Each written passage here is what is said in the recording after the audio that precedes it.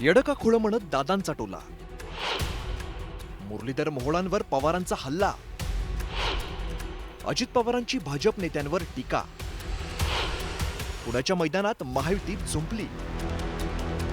पुणे आणि पिंपरी चिंचवड महापालिकेत भाजप आणि अजित पवारांच्या राष्ट्रवादीत लढत होती. या निमित्त अजित पवार सातत्याने भाजपाच्या नेत्यांना लक्ष करताना दिसतात.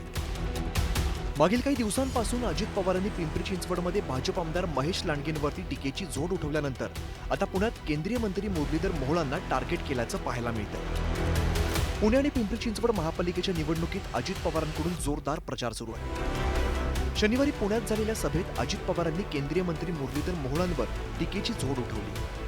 कामांमध्ये प्राधान्य कोणाला द्यायचं हे जर यांना समजत नसेल तर हे येडं का खुळं असं म्हणत मुरलीधर मोहोळांवर निशाणा साधला. 1260 कोटी रुपयांची तरतूद असताना फक्त 600 कोटी रस्त्यांवरील खड्डे बुजवण्यासाठी वापरले, बाकीचे पैसे का वापरले नाही असा सवाल सुद्धा अजित पवारांनी मोहोळांना केला. गाडी सुटल्यावर धडा धडा धडा गाडी माणसांना मारत जाती, ते थांबवा ना. हे काम नाही का? नदीच्या पुलं जे कमी पडतात ते पूल वाढवा ना. तुम्ही मला सांगा, ह्या सगळ्या सुधारणा माझ्या पुण्यामध्ये झाल्या असत्या आणि मग नदी सुधारचा कार्यक्रम झाला असता तर मी मान्य केला असता.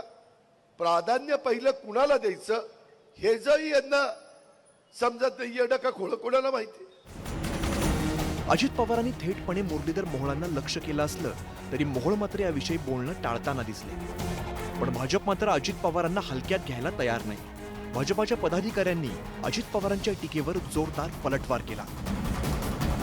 आम्हाला असं वाटतं की आपण आमच्या सरकारमध्ये उपमुख्यमंत्री असाल, उपमुख्यमंत्री महानगरपालिकेच्या कारभाराला तितके जबाबदार आहेत दादा, असं आपल्याला वाटत नाही का?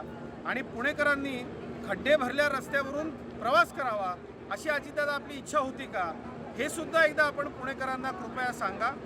या निमित्तानं आपली जबाबदारी सुद्धा जे काही घडलं त्याच्यामध्ये आहे हे माननीय दादा आपल्याला विसरून कसं चालेल?